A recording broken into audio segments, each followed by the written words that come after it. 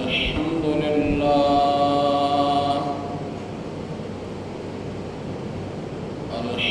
لله وكفى والصلاة والسلام على سيد الرسل وخاتم الأنبياء وعلى آله وصحبه وبارك وسلم، خصوصا على خلفائه الراشدين المهديين إلى يوم القيامة. أما بعد فأعوذ بالله من الشيطان الرجيم. بسم الله الرحمن الرحيم. يا أيها الإنسان إنك كادح إلى ربك كدحا فملاقيه، فأما من أوتي كتابه بيمينه فسوف يحاسب حسابا يسيرا وينقلب إلى أهله مسرورا.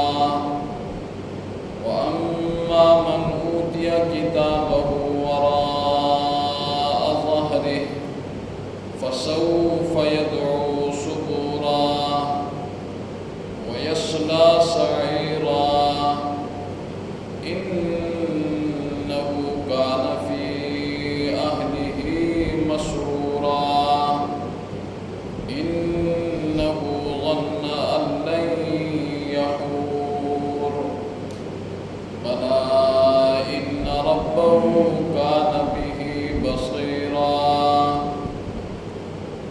صدق الله العظيم وصدق رسوله النبي الكريم، ونحن على ذلك لمن الشاهدين والشاكرين، والحمد لله رب العالمين. اللهم صل على محمد وعلى آل محمد كما صليت على إبراهيم وعلى آل إبراهيم إنك حميد مجيد. رب اشرح لي صدري ويسر لي أمري واحلل عقدة من لساني يفقهوا قولي. رب زدني علما، رب زدني علما، رب زدني علما. يا أيها الإنسان وإنسان إنك كادح إلى ربك كدحا فملاقيه، بے شک وہ اپنے رب کی طرف پہنچنے والا ہے اور اس سے ملاقات کرنے والا ہے. فَأَمَّا مَنْ أُوتِيَ كِتَابَهُ بِيَمِينِهِ، بہرحال وہ شخص جس کو اس کا اعمال نامہ اس کے دائیں ہاتھ میں دے دیا گیا، فَسَوْفَ يُحَاسَبُ حِسَابًا يَسِيرًا، اس کا بہت ہی آسان حساب ہوگا. وَيَنْقَلِبُ إِلَىٰ أَهْلِهِ مَسْرُورًا، اور وہ لوٹے گا اپنے اہل کی طرف بہت زیادہ خوشی کے ساتھ. وَأَمَّا مَنْ أُوتِيَ كِتَابَهُ وَرَاءَ ظَهْرِهِ، بہرحال وہ شخص جس کو اس کا اعمال نامہ اس کی پیٹھ کے پیچھے سے دیا گیا، فَسَوْفَ يَدْعُو سُبُورًا، وہ پکارے گا ہلاکت کو. وَيَصْلَىٰ سَعِيرًا، اور داخل کر دیا جائے گا دہکتی ہوئی آگ میں. إِنَّهُ كَانَ فِي أَهْلِهِ مسرورا، اس لیے کہ وہ دنیا میں اپنے اہل و عیال کے ساتھ بہت خوش رہتا تھا. إِنَّهُ ظَنَّ أَن لَّن يَحُورَ، اور وہ یہ گمان کرتا تھا کہ میں نے تو کبھی جانا ہی نہیں ہے. بلا کیوں نہیں، إِنَّ رَبَّهُ كَانَ بِهِ بَصِيرًا، بے شک تیرا رب دیکھنے والا ہے.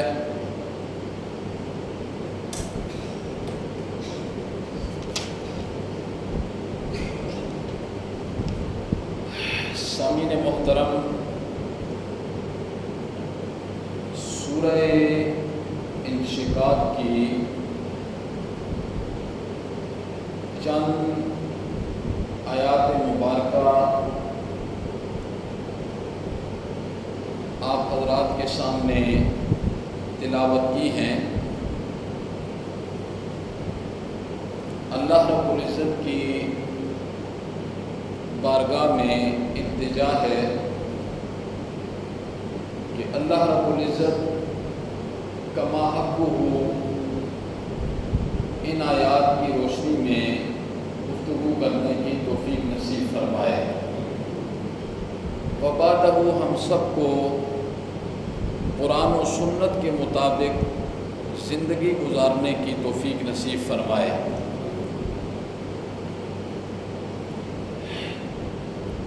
اللہ رب العزت نے قرآن مجید میں سورہ کہف میں حضرت موسیٰ علیہ السلام اور حضرت خضر علیہ السلام کا ایک واقعہ ذکر کیا ہے۔ اللہ رب العزت نے حضرت موسیٰ علیہ السلام کی خواہش پر کہ میں نے حضرت خضر سے ملاقات کرنی ہے، اللہ رب العزت نے اجازت دی اور نشانی بھی بتائی کہ حضرت خضر سے ملاقات کس جگہ پر ہوگی۔ حضرت خضر نے حضرت موسیٰ علیہ السلام سے فرمایا کہ آپ میرے ساتھ نہیں چل سکتے ہیں۔ حضرت موسیٰ علیہ السلام نے فرمایا کہ میں چلنے کی پوری کوشش کروں گا، میں چلوں گا۔ بہرحال ساتھ چل پڑے۔ حضرت خضر نے کشتی توڑ دی، بچہ قتل کر دیا آگے، پھر آگے چل کے بھوک بہت زیادہ لگ گئی تو حضرت موسیٰ چونکہ جلالی پیغمبر تھے کہنے لگے بستی والوں سے کھانا مانگ کے دے دے، شدید بھوک لگ گئی ہے۔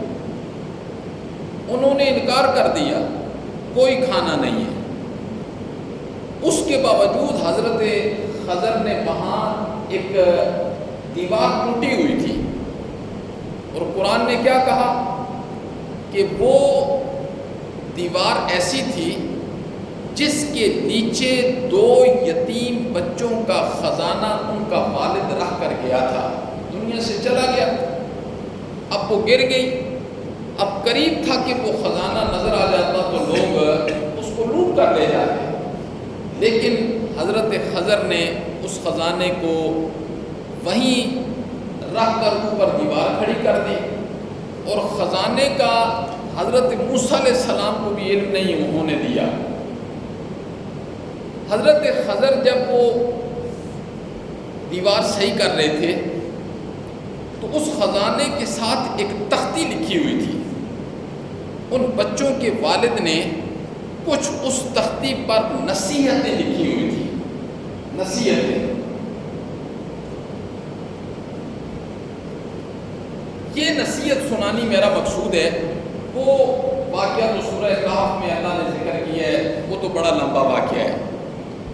حضرت خضر کہتے ہیں کہ جب میں وہ دیوار صحیح کر رہا تھا، خزانے کا علم بھی میں نے حضرت موسیٰ کو نہیں ہونے دیا، اس کے ساتھ میں نے ایک تختی دیکھی، اس پر والد نے اپنے بچوں کے لیے کچھ نصیحتیں لکھی ہوئی تھی کہ میرے بچے جب بڑے ہوں گے تو انہیں خزانے کا بتا دیا جائے گا، تو وہاں ایک تختی ہوگی، وہ اس تختی کو پڑھ کر، ان نصیحتوں کو پڑھ کر دنیا کی زندگی گزارنے کا سلیقہ اور شعور ان کے اندر پیدا ہو جائے گا کہ دنیا کی زندگی کیسے گزارنی ہے۔ اس کے اندر جو نصیحت لکھی ہوئی تھی وہ یہ تھی، جو شخص روزانہ دنیا کی زندگی میں، جو شخص روزانہ دنیا کی زندگی میں اس عالم میں دنیا میں تغیرات و تبدل اپنی آنکھوں سے دیکھتا ہے،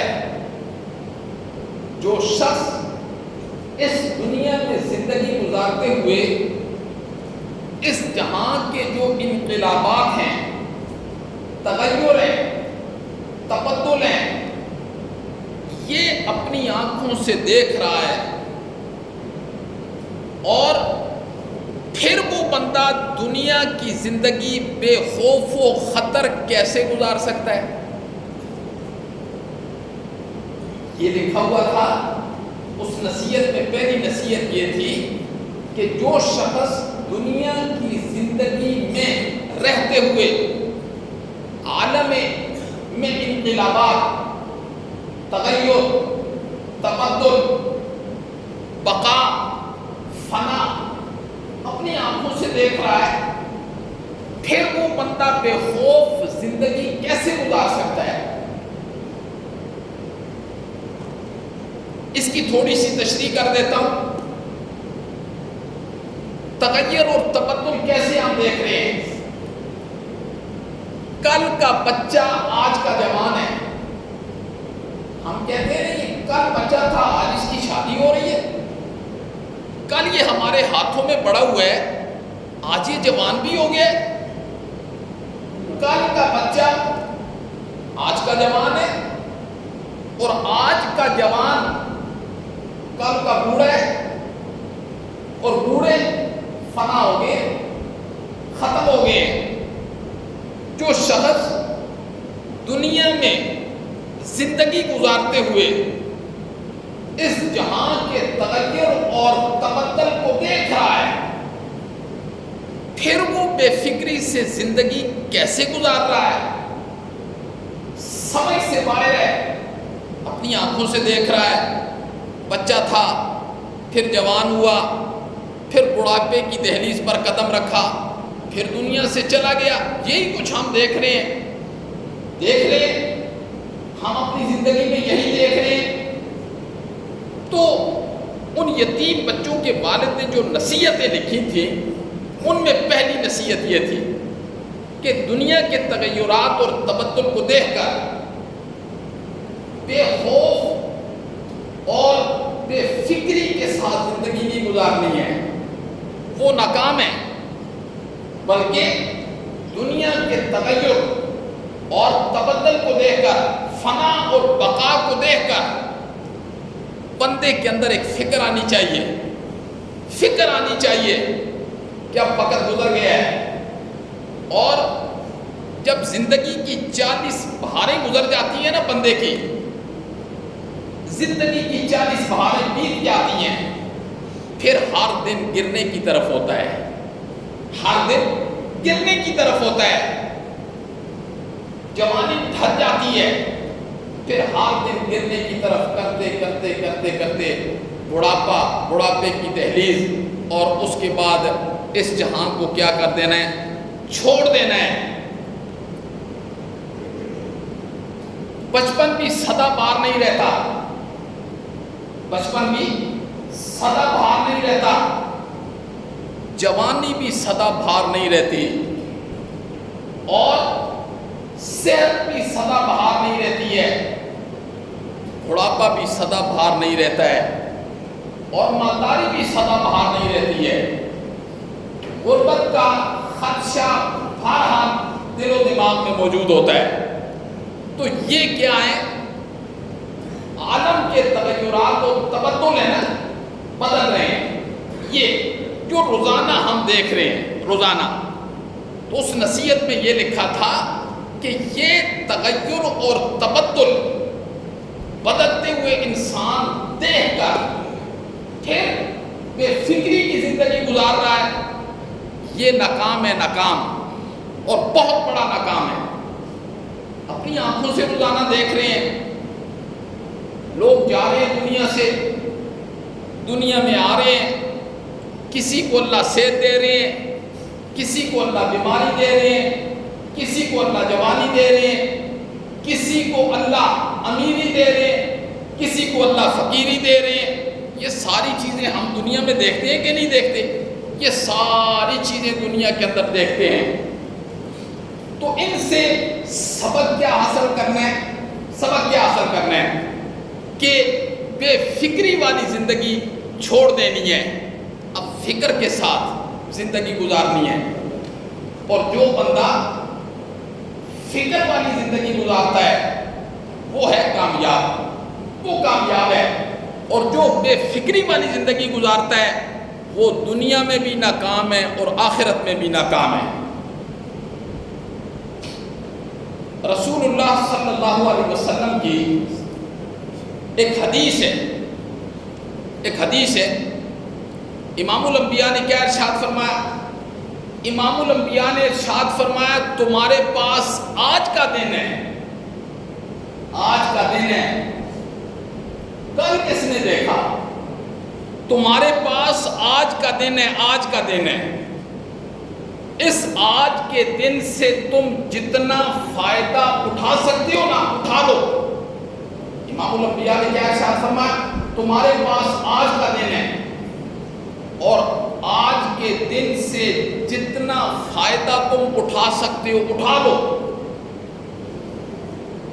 جتنا نیکی میں آگے بڑھ سکتے ہو بڑھ لو، جتنا نیک کام کر سکتے ہو آج کے دن کر لو، نماز کی صورت میں، صدقات و خیرات کی صورت میں، سجدوں کی صورت میں، ذکر و اذکار کی صورت میں، اخلاقیات کی صورت میں، معاف کرنے کی صورت میں، اللہ حاضر کیا وہ آج ہی کا دن ہے تمہارے پاس۔ آپ نے فرمایا فتنے اتنی تیزی کے ساتھ آئیں گے، اتنی تیزی کے ساتھ آئیں گے، جیسے آپ نے فرمایا اندھیری رات کے ٹکڑے ہوتے ہیں، اندھیری رات کے ٹکڑے ہوتے ہیں، اتنی تیزی کے ساتھ فتنے آئیں گے۔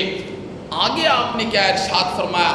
فتنے اتنی تیزی کے ساتھ آ جائیں گے، ایک بندہ صبح اپنے گھر سے نکلے گا تو مومن ہوگا، رات کو واپس لوٹے گا تو کافر ہوگا، رات کو واپس آئے گا تو مومن ہوگا، صبح اٹھے گا تو کافر ہوگا۔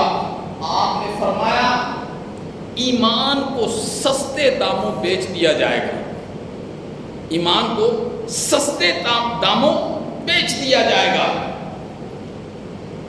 یہ حدیث ہے۔ اب رسول اللہ صلی اللہ علیہ وسلم کی اس نصیحت کے مطابق، اس ارشاد کے مطابق، یہ جو آپ نے ایک ضابطہ دیا، ایک قانون دیا، ہمیں اس ضابطے اور قانون سے فائدہ اٹھانا چاہیے، اور یہ ہر بندے کا اپنا ذاتی فائدہ ہے، ذاتی فائدہ ہے، کسی دوسرے کا اس میں فائدہ نہیں ہے، اپنا ذاتی فائدہ ہے، ایمان اس کا کامل ہو جائے اور امام الانبیاء کی نصیحتوں پر وہ چل پڑے، یہ اس کا ذاتی فائدہ ہے، یہ اس کا ذاتی فائدہ ہے۔ امام الانبیاء نے کیا ارشاد فرمایا؟ یہ حدیث آپ نے سن لی ہے۔ اور کامیاب کون شخص ہے؟ جس میں 3 چیزیں پائی جائیں گی، جس میں کتنی چیزیں پائی جائیں گی؟ 3 چیزیں، وہ شخص کامیاب ہے۔ سب سے پہلی چیز جو ہے نا وہ کون سی ہے؟ وہ ہے علم۔ علم، جس بندے کے پاس علم ہوتا ہے نا، علم، دیکھو ایک بچہ جب جوان ہوتا ہے نا، جوان جب اس کے پاس علم ہوگا نا، علم، اسے پتا ہوگا کہ دن میں 5 نمازیں ہوتی ہیں، اور علم کی تو کوئی انتہا نہیں ہے۔ اب اس بچے کو پتا ہوگا، اب میں بالغ ہو گیا ہوں، اب دن میں 5 نمازیں ہوتی ہیں اور 5 نمازیں پڑھنی فرض ہے، پھر اس کے پاس علم ہوگا، اسے پتا ہوگا نماز میں پڑھنے والا سبق کیا ہوتا ہے، اسے پتا ہوگا، یہ علم ہے، علم۔ امام الانبیاء نے کیا ارشاد فرمایا؟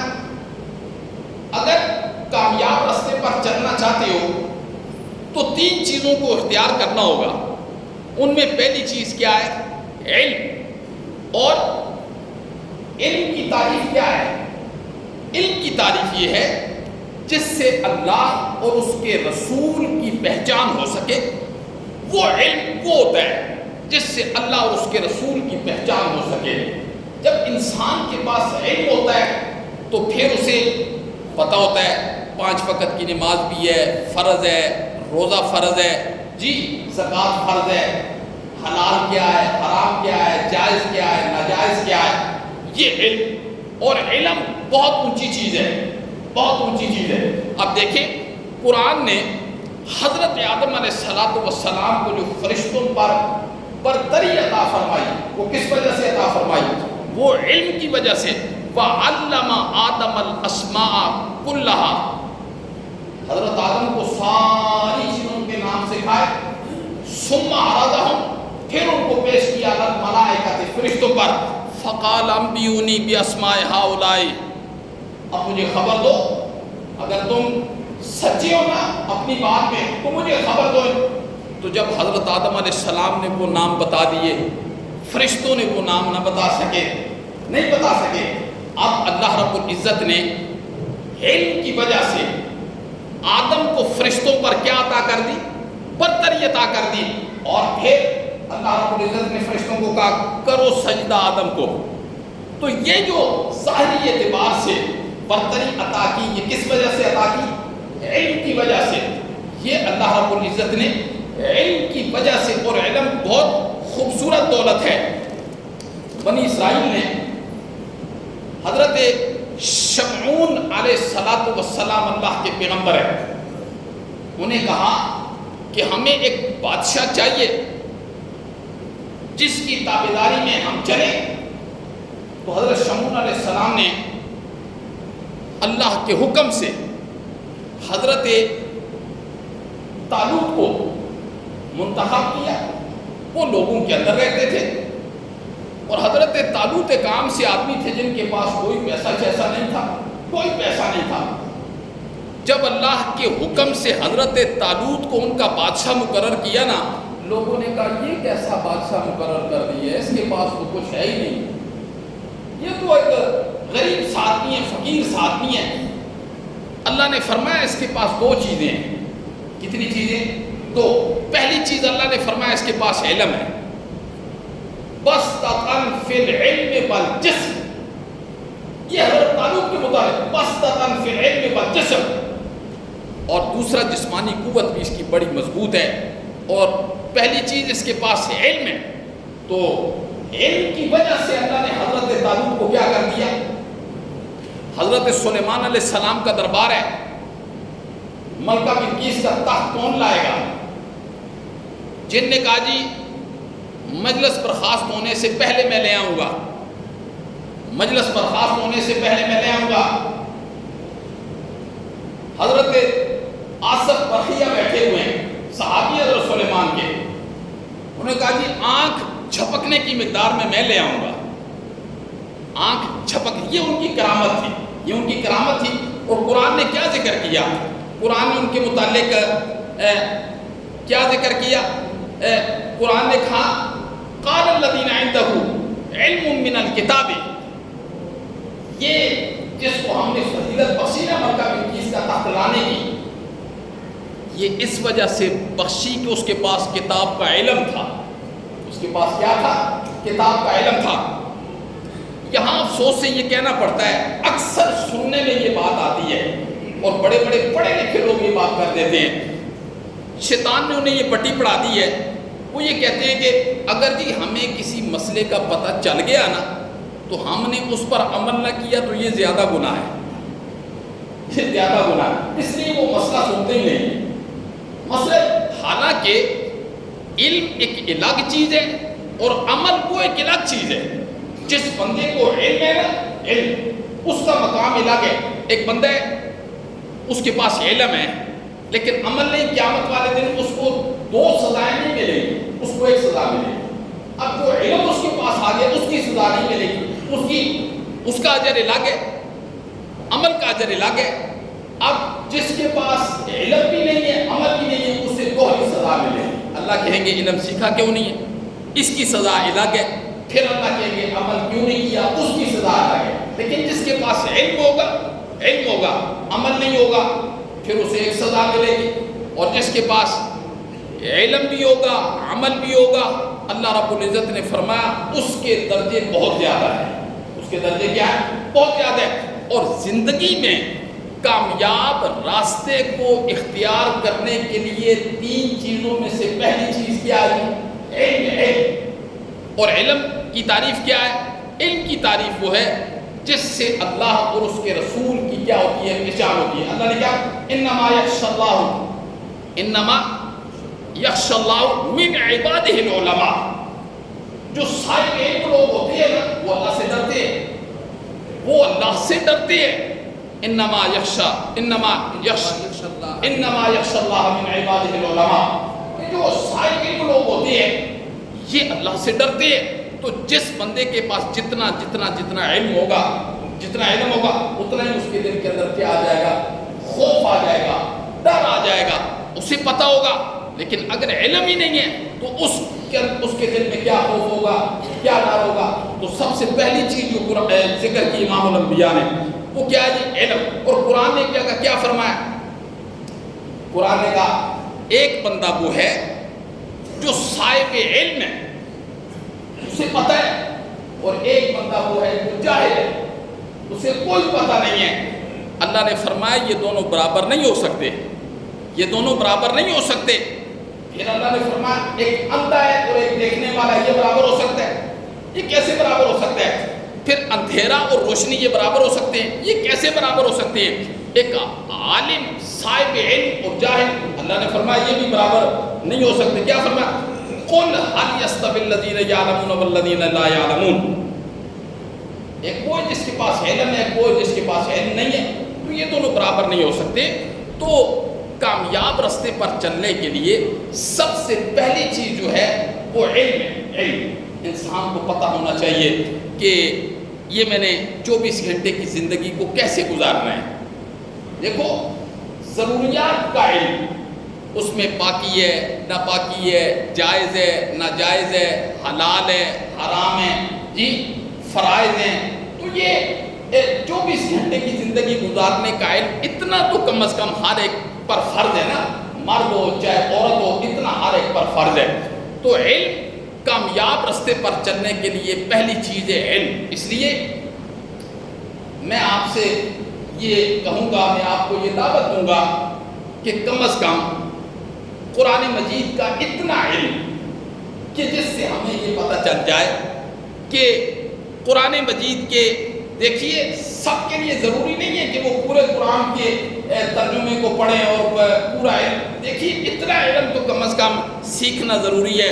کوئی بنیادی صورتیں ہیں جو انسان کو پتہ ہونا چاہیے کہ اس میں اللہ رب العزت ہم سے کیا مطالبہ کر رہے ہیں، اللہ رب العزت ہمیں کس چیز کی دعوت دے رہے ہیں، کس چیز کی ہمیں تعلیم دے رہے ہیں. ہمیں زندگی کے اندر ہر ایک چیز کو چھوڑ دینا ہے، پر اس کو نہیں چھوڑنا ہے، اس کو نہیں چھوڑنا ہے، اس کو ہم نے سینے کے ساتھ لگانا ہے. چاہے ہمارے جسم کے ٹکڑے ٹکڑے کر لیے جائیں، یہ تعلیمات ہیں. تو کامیاب راستے پر چلنے کے لیے سب سے پہلے چیز کون سی ہے؟ وہ ہے علم. وہ علم ہے. اللہ اکبر. اور دوسری چیز کیا ہے؟ دوسری چیز ہے عمل. دوسری چیز ہے عمل. قرآن نے ایک جگہ کیا کہا؟ فمن کان یرجو لقاء ربہ فلیعمل عملا صالحا. اگر تم یہ چاہتے ہو کہ تم اپنے اللہ سے ملاقات کرو تو پھر تمہیں اچھے کام کرنے ہوں گے، اچھے کام کرنے ہوں گے، اپنے علم پر عمل کرنا ہوگا. ظاہر ہے اچھے کام کون کرے گا؟ اچھے کام تو وہی کرے گا جس کو اچھے کام کا علم ہوگا پہلے. اگر علم ہی نہیں ہوگا تو اچھے کام کیسے کرے گا؟ تو کامیاب راستے پر چلنے کے لیے پہلی چیز علم ہے جس کو ہم نے اختیار کرنا ہے. اور دوسری چیز ہے عمل. عمل. فمن کان یرجو لقاء ربہ فلیعمل عملا صالحا ولا یشرک بعبادۃ. اور ایک جگہ قرآن نے کیا فرمایا؟ ومن یعمل من الصالحات من ذکر او انثی وهو مؤمن فاولئک يدخلون الجنۃ ولا یظلمون نقیرا. عمل کا بدلہ ہے ہی جنت ہے.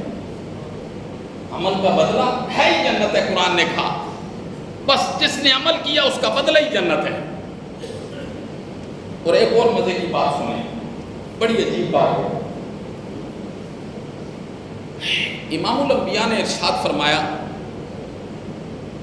ایک بندے نے صرف عمل کا ارادہ کیا، یا اللہ میں عمل کروں گا، ارادہ کیا، اس نے عمل کیا نہیں ہے، عمل کا ارادہ کیا، اسے موت آ گئی، امام الانبیاء نے فرمایا اس کی جزا بھی جنت ہے، اس کی جزا بھی کیا ہے؟ اللہ اکبر! اللہ کیسا کریم اللہ ہے، کیسا رحیم اللہ ہے، کیسا مہربان اللہ ہے۔ بسم اللہ الرحمن الرحیم، اللہ اکبر! بسم اللہ الرحمن۔ آپ نے فرمایا، ایک اور حدیث میرے ذہن کے اندر آ گئی، امام الانبیاء نے ارشاد فرمایا قیامت والا دن ہوگا، مخلوقات اللہ کے سامنے ہوگی، ایک بندے کو اللہ بلائیں گے، ادھر آؤ، اللہ کہیں گے یہ سارے گناہ کے کام کیے ہیں، میں نے روکا نہیں تھا، میں نے روکا نہیں تھا، یہ بھی کیا، یہ بھی کیا، یہ بھی کیا، یہ بھی کیا، میں نے روکا نہیں تھا۔ حدیث کے اندر آتا ہے کہ وہ بندہ اللہ سے کہے گا مولا روکا تھا پر غلطی ہو گئی، کر گزرا، میں روکا تھا، تو نے کر گزرا۔ اب یہ باتیں ہو رہی ہیں، اللہ کو تو سب چیزوں کا علم ہے۔ اچانک پھر وہ بندہ کہے گا مولا تیرا حکم تھا نہ کرنے کا، میں نے اس کو توڑا، میں کمزور تھا، تو طاقتور ہے، لیکن مولا عمل تو میں نے نہیں کیا، نافرمانی کی، لیکن ایک بات مولا ہے، میں ہمیشہ تجھ سے تقوی مانگتا رہا کہ مولا مجھے نیکی کے راستے پر لگا دے، مولا مجھے نیکی کے راستے پر لگا دے، مولا زندگی میں یہ دعا کرتا رہا، مولا مجھے نیکی کے راستے پر لگا دے، مولا اس راستے پر چلانا جس میں تیری رضا ہے، جس میں تیری رضا ہے۔ اللہ کہیں گے اچھا تو یہ دعا کرتا رہا ہے؟ پھر اللہ فرشتوں سے کہیں گے کہ اس کا نامہ اعمال لے کر آؤ، اور جب نامہ اعمال لایا جائے گا نا، اس کے اندر یہ لکھا ہوگا کہ یہ اللہ سے یہ تقوی مانگتا رہا ہے، تقوی مانگتا رہا ہے۔ اللہ اس وقت کہیں گے جا میں نے تجھے معاف کر دیا، جا میں نے تجھے معاف کر دیا۔ کیا مطلب؟ یعنی طلب تو ہمارے اندر پیدا ہونی چاہیے نا، طلب۔ آج تو سرے سے طلب ہی نہیں آتی ہے ہمارے اندر، سرے سے۔ یقین جانیے اس پرفتن دور کے اندر اگر کسی بندے کے اندر یہ طلب آ جائے نا، مولا یہ سارا فتنہ ہی فتنہ ہے، نافرمانی نافرمانی ہے، گناہ گناہ ہے، مولا تو خبیر بھی ہے، تو علیم بھی ہے، تو بصیر بھی ہے، تو سمیع بھی ہے، مولا تو ہر چیز کو گھیرے ہوئے ہے، تیرے علم سے کوئی چیز باہر نہیں ہے، مولا مجھے نیکی کی توفیق نصیب فرما دے، مولا تو میری صحبت کو نیک کر دے، میری صحبت کو نیک کر دے۔ دیکھو قرآن کیا کہتے ہیں، یا ایھا الذین آمنوا اتقوا اللہ، ایمان والو اللہ سے ڈرو، یا ایھا الذین آمنوا اتقوا اللہ وکونوا مع الصادقین۔ توجہ، تمہاری جو صحبت ہونی چاہیے یہ نیک لوگوں کے ساتھ ہونی چاہیے، اچھے لوگوں کے ساتھ ہونی چاہیے۔ دیکھو اچھی صحبت کا جو رنگ ہوتا ہے وہ صحبت والے پر اثر انداز کر جاتا ہے، اثر ہو جاتا ہے اس کا، لیکن غلط صحبت کے اثرات اس سے بھی انسان بچ نہیں سکتا ہے۔ تو ہمیں کم از کم اللہ رب العزت کو دل دکھانا ہے، دل تو اللہ دیکھنے ہیں۔ ہر بندہ کم از کم اپنے دل میں اللہ سے یہ دعا کر لے، مولا تو مجھے اس راستے پر چلنے کی توفیق نصیب فرما جو تیرے علم کے اندر صحیح ہے۔ یہ ہمیشہ آپ نے دعا کرنی ہے۔ انشاءاللہ العزیز یہ نہیں ہو سکتا کہ اللہ رب العزت پھر آپ کو غلط راستے پر آپ کی رہنمائی کر دے، یہ نہیں ہو سکتا، لیکن شرط یہ ہے کہ سچے دل سے دعا کرنی ہے، سچے دل سے۔ کہیں بیٹھنا ہے، پھر بابودو ہو کر بیٹھنا ہے، پھر اپنے اللہ سے باتیں کرنی ہیں، اور پھر اللہ سے کہنا ہے مولا اب وہ راستہ مجھے دکھا دے۔ اس وقت تو فتنے ہی فتنے ہیں، کوئی کس طرف لگا رہا ہے، کوئی کس طرف لگا رہا ہے، کوئی کس کو صحیح کہہ رہا ہے، کوئی کس کو صحیح کہہ رہا ہے۔ ہم اپنے اللہ کو تو دل دکھا سکتے ہیں نا۔ جس بندے نے اپنے اللہ کو دل دکھایا اور دل سے اللہ سے مانگا مولا مجھے اس راستے پر چلا دے جو تیرے ہاں صراط مستقیم ہے، تو انشاءاللہ مولا مجھے تقوی نصیب فرما دے۔ جب یہ دعائیں ہماری نامہ اعمال میں لکھی جائے گی تو کل قیامت والے دن اللہ پھر بھی ہماری مغفرت کر دے، کم از کم اتنا تو کر سکتے ہیں۔ تو یہ امام الانبیاء نے کامیاب راستے پر چلنے کے لیے 3 کاموں کا ہونا ضروری ہے. سب سے پہلی چیز ہے علم ہونا چاہیے. یہ نا بہت بڑی دولت ہے، بہت بڑی دولت ہے. اور علم کی وجہ سے جب انسان کے اندر علم ہوتا ہے نا، پھر اس کے اندر صبر آتا ہے، استقامت آتی ہے، پھر دوسروں کو صبر کی تلقین کرتا ہے، استقامت کی تلقین کرتا ہے دوسروں کو. اور دیکھیے پچھلے جمعے کو میں نے وہ قارون کے خزانے کے متعلق ایک آیت پڑھی تھی. اس میں کچھ دنیا دار لوگ تھے جن کے پاس علم نہیں تھا. انہوں نے کہا کاش کہ ہمارے پاس بھی قارون جیسا خزانہ ہوتا. لیکن جو صاحب علم لوگ تھے، صاحب علم لوگ تھے، تو انہوں نے انہیں روکا کہ نہیں، اللہ کا بدلہ بہتر ہے، اللہ کا بدلہ بہتر ہے. اس میں باقاعدہ صاحب علم لوگوں کا میں نے تذکرہ کیا جو صاحب علم لوگ تھے. تو کامیاب راستے پر چلنے کے لیے پہلی چیز ہے علم، اور دوسری چیز کیا ہے؟ عمل. دوسری چیز کیا ہے؟ عمل. ارادہ. وہ بنی اسرائیل میں ایک کم 100 قتل کرنے والا بندہ ہے. ہمارے سامنے کیسی مثال ہے. خود نبی پاک صلی اللہ علیہ وسلم نے اس کی مثال دی. 99 بندوں کو قتل کر کے توبہ کے ارادے سے چلا تھا نا، توبہ کے ارادے سے، راستے میں خود اسے موت آ گئی. دونوں طرف کے فرشتے آگے، جہنم کے بھی جنت کے بھی. جہنم کے کہنے لگے ہم لے کے جائیں گے، جنت والے کہنے لگے ہم لے کے جائیں گے. اللہ نے فرمایا لڑو نہیں، بس راستہ ناپ لو. جس طرف سے جا رہا تھا اگر وہ زیادہ ہے نا تو جنت والے لے جائیں، اور جس طرف جا رہا تھا، جس طرف اگر وہ زیادہ باقی بچ گیا ہے یہ کام ہے تو جہنم والے لے جائیں. امام الانبیاء نے اس جگہ ارشاد فرمایا کہ دیکھو جس طرف یہ جا رہا تھا نا وہ راستہ کم تھا، وہ راستہ کم تھا، اور جس منزل تک پہنچنا تھا وہ منزل ابھی زیادہ تھی. لیکن اللہ رب العزت نے اس زمین کو حکم دیا کہ تو کھل جا، زیادہ ہو جا. کیوں؟ یہاں امام الانبیاء نے یہ ارشاد فرمایا کہ اس کی نیت کے اندر توبہ آ گئی تھی، توبہ اس کی نیت کے اندر آ گئی تھی، اور سچے دل سے یہ چل پڑا تھا توبہ کے ارادے سے. اگرچہ وہ منزل تک نہیں پہنچ سکا، لیکن جب اس نے ارادہ کر لیا تو اللہ رب العزت نے اسی وقت اسے اجر دینے کا فیصلہ کر دیا. تو امام الانبیاء نے کیا فرمایا؟ ابھی تو اس نے توبہ والا عمل کیا بھی نہیں تھا، ابھی تو اس نے ارادہ کیا تھا. جب اس نے ارادہ کر لیا، راستے میں موت آ گئی، تو اللہ رب العزت نے اس کے لیے جنت کا فیصلہ کر دیا. اللہ اکبر.